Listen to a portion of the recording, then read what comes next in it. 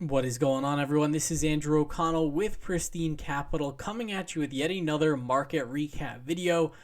It is February 5th, 2021. It is Friday. Happy Friday, everyone. Please like this video and subscribe to my channel if you enjoy this content, and I will continue to make it for you. Today, we're going to provide an update on the Pristine Capital trading service. We're going to talk about the price action, the indices. We'll go under the hood and check out the sectors and style factors as we always do. And then we'll take a look at some of the trades that I took. And finally, we'll wrap up with some options order flow. But before we jump in, quick risk disclaimer, nothing in this video should be construed as investment advice or recommendations. Please follow your own trading plan and your own risk parameters. And last but not least, do not YOLO your entire account into any one of my trades. All right, so let's jump right into it here. And here we go. So the Pristine Capital trading service, my tentative launch date for the service is March 1st. A few of you reached out to me via email, asking about how to sign up and for more details about the service. Feel free to reach out. I listed here my contact information. So you have here my email, my phone number. If you are interested in becoming a charter member of the service, feel free to just shoot me a note and I will send you more details. All right, so let's jump into this price action here. And what do we have? Take a look at how bullish this is. Oh my gosh, so we've had 1, 2, 3, 4, 5 up days in a row. And this is all following, the GameStop financial crisis, or so I like to call it, because it really wasn't a crisis, but, a lot of people, I guess for the hedge funds, it really was. There's a lot of hedge fund degrossing. But yeah, we made a bottom last Friday, and things looked pretty ominous into the close. But then this entire week, the market just ripped to new highs. So you can see here, yesterday I talked about, this is our 4th day of a breakout. It might feel extended, but, it's never really paid me in the past to take off a bunch of trades, right as we're on our first breakout candle from this monthly value area high. And sure enough, we did get some follow through today. We had the S&P 500 finishing up, I can see here, 0.52%. We had the NASDAQ QQQ up 0.34%. We had the IWM small caps dominating once again, up 1.39%, and we had the Dow Jones up 0.28%. So yeah, you can see here, nice green candle, and there's just nothing bearish about this chart. I don't know what to say. Yeah, the next level that I'm looking at on the upside is this 39.63.5 level. One thing that I have in the back of my mind is, we are starting to approach the back end of the options expiration month. So we have next week, and then, after that, we are in OPEX week. OPEX week, can be different every time. What I notice is a lot of times OPEX week is very difficult for directional trading. That's why I usually like to have a couple of butterflies on the books, trades that benefit from time decay. That way, in case we start chopping around, it's no big deal. Yeah, price action looking very bullish there. If we look at the Qs, it looks like there was some rotation out of the mega cap names and back into the more high beta cyclicals reopening trades. So you can see here, we had the NASDAQ QQQ put in a little bit of a doji candle. Definitely bullish above all the key moving averages, above this monthly value area, but not quite as exuberant as we saw it in some of these other indices. Speaking of exuberant, let's jump over to IWM here. Yeah, and you can see IWM is back to its winning ways. So post the election, we had a good 2 or 3 month period where IWM was clearly, and IWM is the small caps, clearly outperforming the mega cap tech. We had a little bit of a reversal of that trend over the last couple weeks as, COVID data was coming out bad, that sort of thing. It really confused me at the time where I was like, why aren't these reopening trades, working even though we have a vaccine coming? And now it appears that the narrative is once again shifted to, COVID sort of dying out again and, reopening trades. So we can see the IWM had a really nice day. And this one also very bullish, above all resistance levels and above all those key moving averages. And then the Dow Jones finally getting its bearings here. Oh wow, looks like Dow Jones is finally, it almost broke out of the monthly value area. Yeah, so now the Dow Jones, it looks like it is getting close to making new high ground, but in the grand scheme, the Dow Jones has been a very slow mover to the upside. So let's jump into these sectors and style factors. Today, this whole week has just been a bonkers week of bullish price action. So let's pull this up and just see what we had today. So we had KWeb. I still have my butterfly on. You'll see when I bring up my trades, I took a target on my butterfly up 1.24%. We have the cannabis stocks, this YOLO ETF, up slightly, up 0.7%. Where was the real strength today? Oh wow, so this is unusual. So if you look, one of the best performing style factors or sectors, was the home builders. Home builders were up 1.82%. I'm actually going to pull up that chart just because I'm curious. I haven't actually traded the home builders in a while. Oh wow, yeah, the home builders, really nice breakout here. Breakout from the monthly value area. So yeah, that looks pretty solid. And then XRT, GameStop had a really nice rebound today. So yeah, 20%, which in the grand scheme, 20% move is like not even that much for GameStop anymore. This thing is so volatile. This thing's just kind of a mess in terms of technical trading. Yeah, very choppy, very volatile. And I don't think anyone knows where GameStop is going in the short or intermediate term. At least I certainly don't. And then so we have that. Let's see the underperformers today. So the regional banks gave a little bit back, down 0.17%. We had the aerospace and defense down and the semis down. Actually, I want to take a look at the semis as well, because I've noticed the semis the past couple days have been a little bit weak on a relative basis. Okay, so yeah, semis are kind of like meandering sideways. I'm not really all that interested. All right, so let's pull up our style factors. And you can see here, our best performing style factor was the cyclicals. So, that is very risk on price action. You can see cyclicals have moved towards the top of our list in terms of momentum. And we also had, a really nice day for high div, low vol, which is a little bit more defensive, or actually very defensive. So it's kind of odd that both of those, had such a great day. And then the momentum stocks did pretty good as well. So up 0.79%, but really just strength across the board is the bottom line. All right, so for my trades today, I am pretty much in like my, my beta version of my Discord, still adding some of the bells and whistles and just making sure everything works. Today was my first day where I was really like posting all of my trades in it, just to get those reps in for when I start the service. Now, I used to do this all the time on Twitter anyway, where I would just post, live entries and live exits. So yeah, in the beginning of the day, what I wanted to do was like, okay, let me try to take some of the laggards out of my portfolio, or really just take some trades off just to, take something off into the strength pretty much. So I saw VCVC. This is a trade I put on maybe 2 trading sessions ago. In my video yesterday, I was pretty much saying like this one is on a tight leash. I might have to cut this one out of the portfolio. And I ended up closing this one out. I forgot if it was in the pre-market. Let me see. So I closed 60% out for $14.50. And I just said I need to keep the best players on the field. And at the moment, this is not one of them. I closed out the remainder of it for 14.31. Looks like it came back a little bit towards the end of the day. So this, I tagged this 5-day EMA here. And we will see if this one, starts to make a second leg up. I set an alert right here. That way, if it starts to go bullish, I can jump right back in. But I just wanted to take something off, and this one was definitely lagging behind my expectations. Yeah, then the other one I took off in the morning. I closed out. I had some GRWG March 45 strike calls. I forget if I even talked about those in a prior market recap video, to be honest.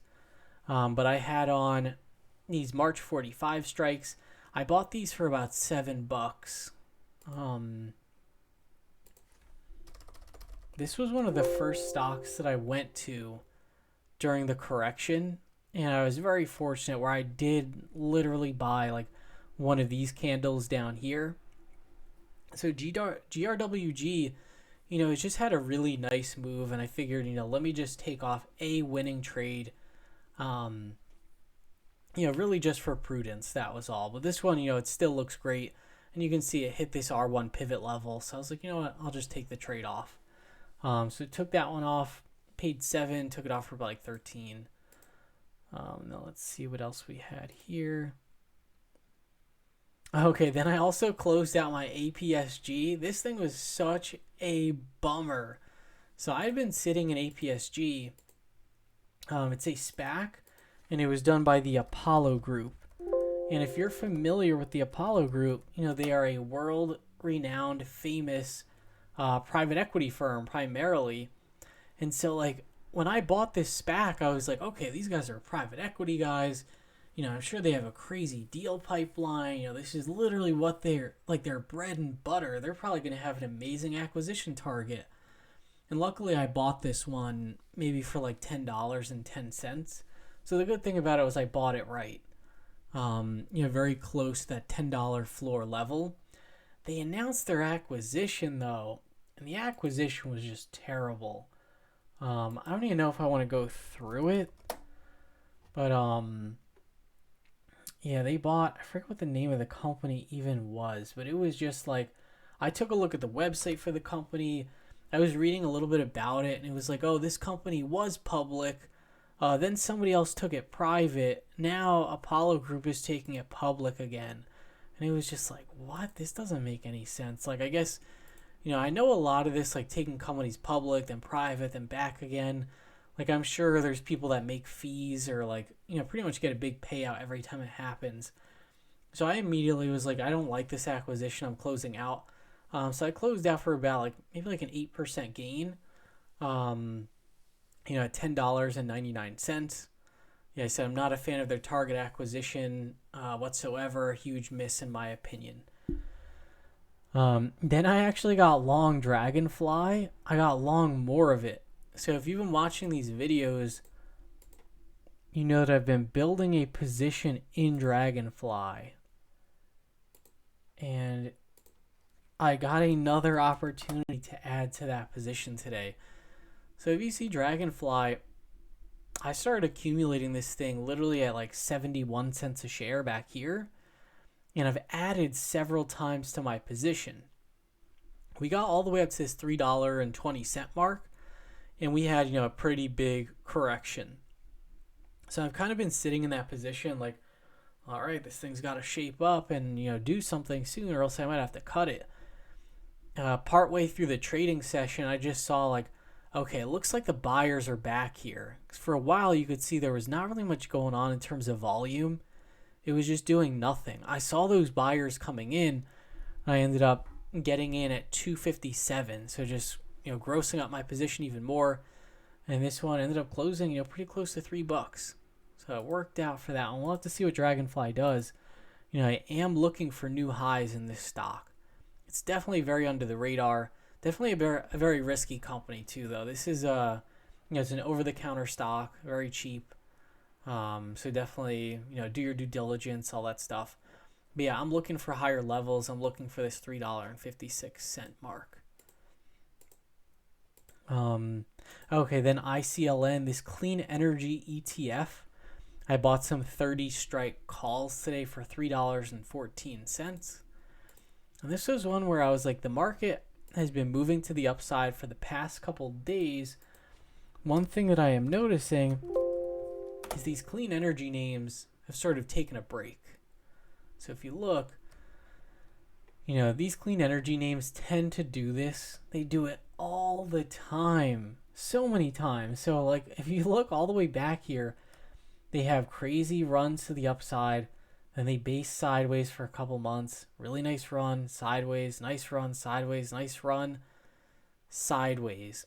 So what I like to try to do is, this one, it's holding this monthly value area low right here, which I like. And you can see we're pretty close to that 20-day simple moving average.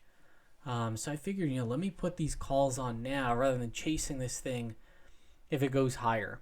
So I bought some 30 strike calls for April. So we'll see what happens with that one. And then what else did I do today? Oh yeah, so I bought some Starbucks calls. So this was one that I put on, towards the close of the day. I bought the April 105 strikes.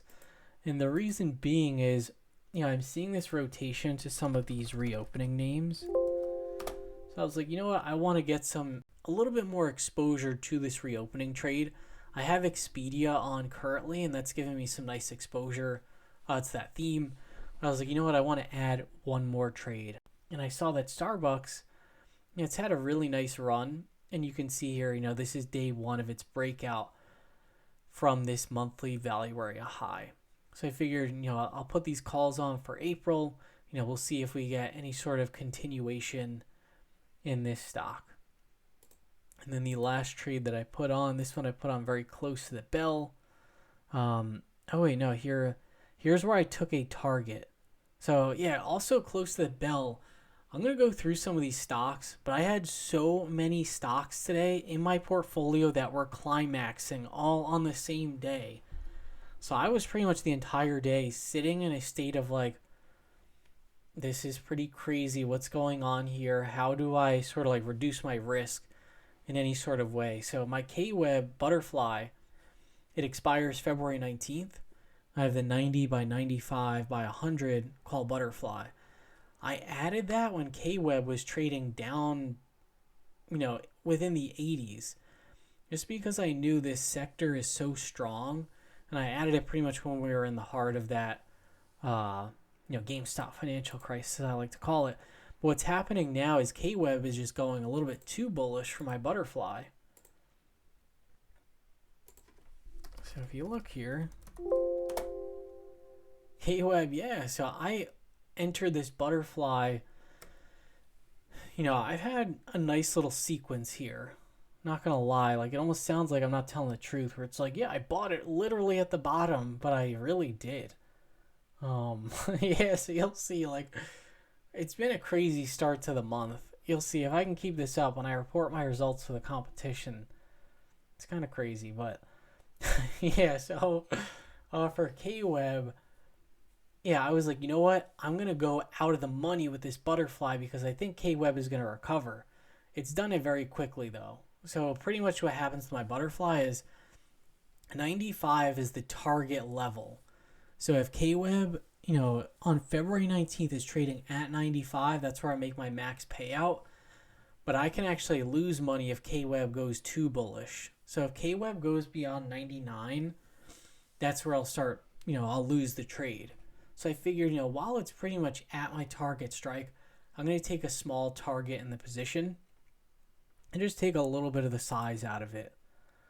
So one thing I don't want is like, you're having a great month, you're doing really well, you're in a groove, and then like a couple of days before OPEX, like a stock just like rips out of your profit zone, and that can happen. So I just wanted to take a target. So I closed a fourth of it out for $1.67. For this one, I paid 93 cents. So yeah, the max profit on this one is, if I closed it for $5. But I figure, that's maybe like an 80% gain. I'll take off a little piece. And then to end the day, I went long a Zoom call spread, the 425 by 440 call spread. And this one, it's really for, just the gap up on Monday morning. So let's see.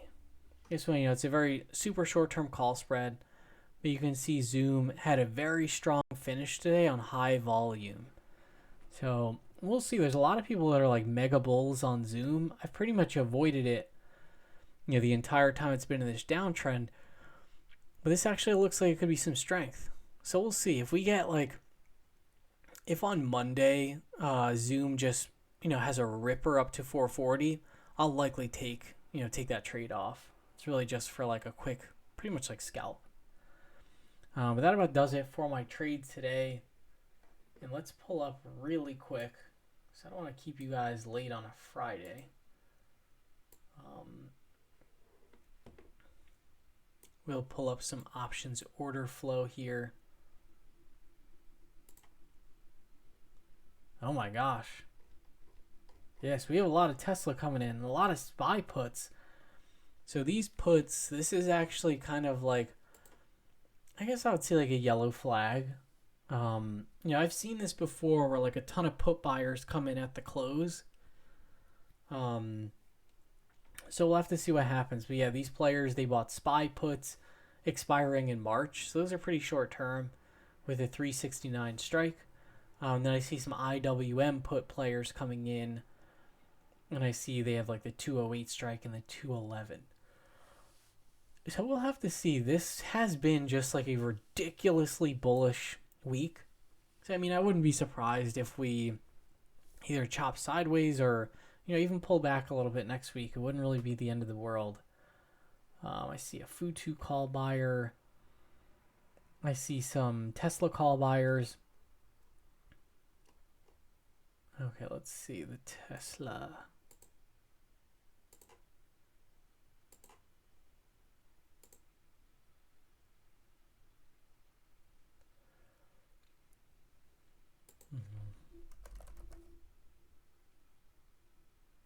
Yeah, let's see if Tesla had a nice move. Oh yeah, my buddy that's sending me my new computer, he said it should be here for next Monday. So I shouldn't have all these issues with like my machine being super slow and all that.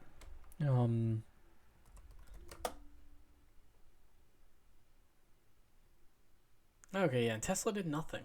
So I don't know. I guess they're coming in. There's always Tesla call buyers coming in. Maybe it makes a move next week.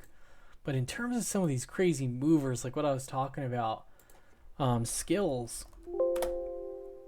This was one where yesterday I said, I'm super bullish on this stock. I had a starter, and then yesterday I was just adding pretty aggressively on the little dips in here. Yeah, skills pretty much had like a second climax day. So you can just see a lot of volume. And I tweeted about this, but in my opinion, skills is going to be like, those names like, I don't know, like Roku or CrowdStrike or like Teladoc. Those names where it just feels like everyone has to own it, because if you don't, you're sort of like the one that's missing out and blah, blah, blah. And like, it's such a good company, and it's just become so obvious to everyone that it is a good company. It's like an Apple or something. Like when I saw that press release on top of the trajectory this company was already on, I was like, Skills is going to become that company where like, if you don't own it, you just seem like an idiot. And there's just a very low share float. So yeah, this one kind of hits climax. Magnite, which is another one that I got long a few days ago. Talked about this one in my recap video. Magnite made an acquisition, and they pretty much, went bananas as well. And GoodRx, which I'm also pretty overweight in. I have some April calls in GoodRx, and you can see GoodRx, like it's had a really nice move up from this like around like 39 level, but it doesn't really look like it's too overextended or like it's, oh my gosh, this move is so exaggerated, whatever you want to call it. I'm still looking for higher levels in GDRX, so I haven't taken a target in my position or anything like that. But yeah, just a bunch of stocks that were really moving today. But that about does it for this recap video. Hope you all have a great Friday and an awesome weekend, and I will see you all on Monday.